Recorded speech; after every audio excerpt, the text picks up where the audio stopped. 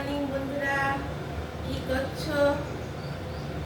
ঘুম থেকে উঠে গেছে নিশ্চয়ই। এখন 8টা বেজে গেছে, যেহেতু সানডে, কিন্তু অনেকে উঠে গেছো। সানডেতে তো আবার অনেকে একটু ঘুমায়। আমি তোমাদের কাছে আজকে ইলিশ মাছের ভাপা নিয়ে এসেছি। তো তরকারিটা দেখাতে গেলে অনেকটা বড় হয়ে যাবে, তার জন্য কিছুটা করে নিয়েছি আর কিছুটা মুখে বলে দিচ্ছি, পেরে যাবে। তো আমি এখানে প্রায় 6 পিস, হ্যাঁ 6 পিস নিয়ে ভাপা করছি। ওই দেখো, আমি শুধু শস্য দিয়ে করবো আজকে। এখানে শস্য আর কাঁচা লঙ্কা।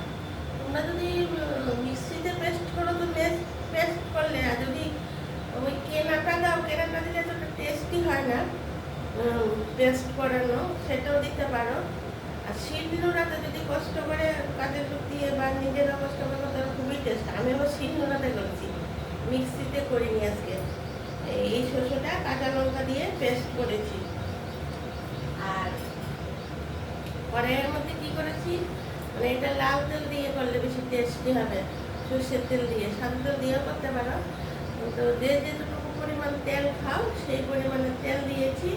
দিয়ে কালো জিরে ফোড়ন দিয়েছি, দিয়ে 4-5টা কাঁচা লঙ্কা চিড়ে সেটার মধ্যে পরিমাণ মতো নুন দিয়ে আর হলুদ দিয়ে, তারপর অল্প একটু জল দিয়ে সেটা মানে মশলা হিসাবে দিয়ে দিয়েছি। কালো জিরে ফোড়নটা দেওয়ার পর তেলটার মধ্যে ওই নুন, হলুদ আর কাঁচা লঙ্কা চিড়ে মশলার মধ্যে দিয়ে দিয়েছি। একটু জল মানে যত পুড়ে যাবে, তারপর মশলা যেভাবে কষা সেভাবে এটা একটু কষিয়েই তারপরে যে যার পরিমাণ মতো অল্প করে, যেহেতু শস্য দিয়ে করলে অল্প করে একটু ঝোল দিয়ে দিয়েছি।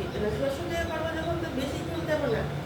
আর যেহেতু আমি ভাপা করবো, মাছটা খুব ভালো, মাছটা যদি সেই রকম ফ্রেশ না হয় তাহলে হালকা করে ভেজে নেবে। আর আমার মাছটা মানে খুব ফ্রেশ ভালো মাছ ইলিশটা, তার জন্য ওখানে ভাজিনি। ঝোলটার মধ্যে আমি নুন হলুদ মাখিয়ে কাঁচা মাছটাই দিয়ে দিয়েছি। ইলিশ মাছ তো ভাত দিয়ে না ভাপা করলে, তার জন্য আমি ঝোলের মধ্যে কাঁচা মাছটা দিয়েছি। আর যদি তোমরা যদি দেখো যে বাজার থেকে আনার পর মাছটা অতটা ফ্রেশ না আমাদের একটু কিরকম ইলিশটা এরকমই থাকে, ইলিশটা তো লাফানো থাকে না।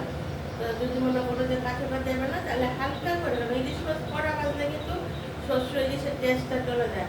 তাহলে হালকা মানে দিয়েই কড়াইয়ে নামিয়ে নেবে, হালকা করে ভেজে নেবে। আর কাঁচা দিতে পারলে তো আরও টেস্টি, মানে নুন ভালো করে ধুয়ে নুন, কারণ ঝুলটা আমার শুকিয়ে আসছে। শস্য কোনো সময় তেলে দেবে না, তেলে যদি শস্যটা দাও তাহলে কি হবে, শস্যটা মানে পুড়ে যায় আর শস্যর ঝোল তেতো হয়ে যায়।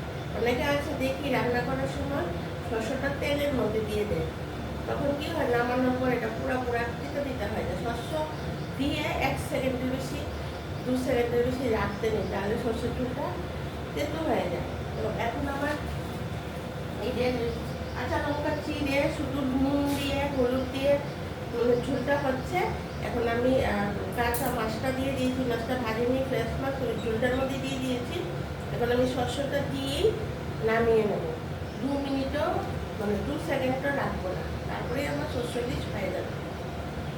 আর এটা ছাড়ার আগে বন্ধুরা বলি, তোমরা আমার সব রেসিপি দেখছো তো, আমাকে সাবস্ক্রাইব করলে আমি কিন্তু প্রতিদিন দুটো করে দিচ্ছি, পেয়ে যাবে। আবার দুপুরেও লাঞ্চে আসছি, সন্ধ্যায়ও 4-8টায় আসছি।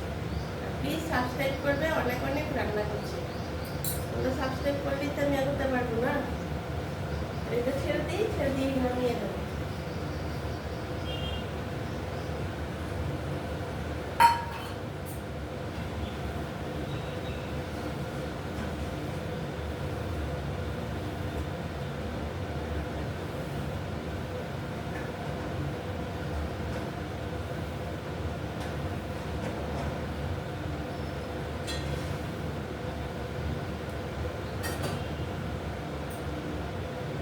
শস্যটা দিয়ে দিয়েছি, এখন 2 সেকেন্ড রেখেই নামিয়ে নেবো। কারণ শস্য ঝুলে দিয়ে বেশিক্ষণ কখনো সেদ্ধ করবে না, তাহলে দেখবে একটা তেতো ভাব এসে যাবে। অনেকেই দেখি শস্য তেলের মধ্যে দিয়ে ঝুলে দিয়ে সেদ্ধ করে, তারপরে বলে কি সে শস্যটা তেতো। আসলে শস্যটা তেতো না, আমাদের রান্নাটা ভুল হয়েছে।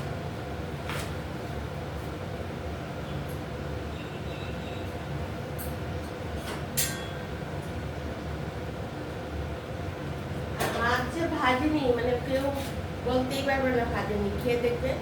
ফ্রেশ মাছ, ইলিশ মাছ ভাজলে এমনিতে ভাজা খাওয়া এটার একটা টেস্ট, কিন্তু ঝুলের মধ্যে ভেজে দিলে মানে শস্যর ঝুলের মধ্যে যদি তুমি কড়া করে ভেজে দাও তাহলে কখনো ইলিশ মাছের টেস্ট পাবে না। আর যদি মাছটা সেই রকম ফ্রেশ না হয় হালকা করে, অন্য মাছ ভেজে ভেজে ঠিক আছে, কিন্তু ইলিশ মাছের টেস্ট করা যায়। ইলিশ মাছ বড় বড় হোটেল টোটেলও এরকমভাবেই করে। আমার হয়ে গেছে, তোমাদেরকে দেখাচ্ছি।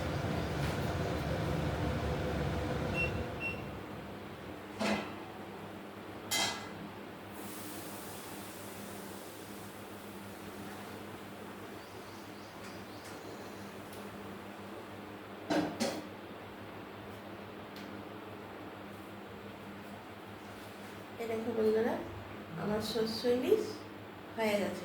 তোমাদের যদি পছন্দ হয় তোমরা অবশ্যই করবে। আমি এখানে 6 পিস মাছের জন্য এই যে ছোট ছোট প্যাকেটগুলি আছে না, এই প্যাকেটগুলি দিয়ে দেখাচ্ছি তোমাদেরকে। এই যে ছোট প্যাকেটগুলো যে আছে, এই ছোট প্যাকেটে 2 প্যাকেট শস্য, মানে এইটুকু শস্য দিয়েছি। আর তোমরা যদি ভাবো আর একটু বেশি করে শস্য দেবে, ঘন ঘন ভাবে, সেটাও দিতে পারো, কিন্তু এই প্যাকেটগুলি আমি 2 প্যাকেট শস্য দিয়েছি। দেখলে তো চুলটা কত সুন্দর হয়েছে। ভালো লাগলে অবশ্যই এভাবে করে খাবে।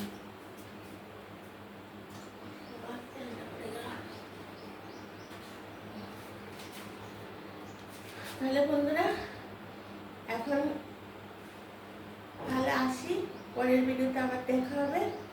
আরও অন্য রেসিপি নিয়ে আসছি, অনেক কাজ করে আছে, তোমরা তোমাদের কাজ করো। টাটা, বাই বাই, সবাই ভালো থেকো।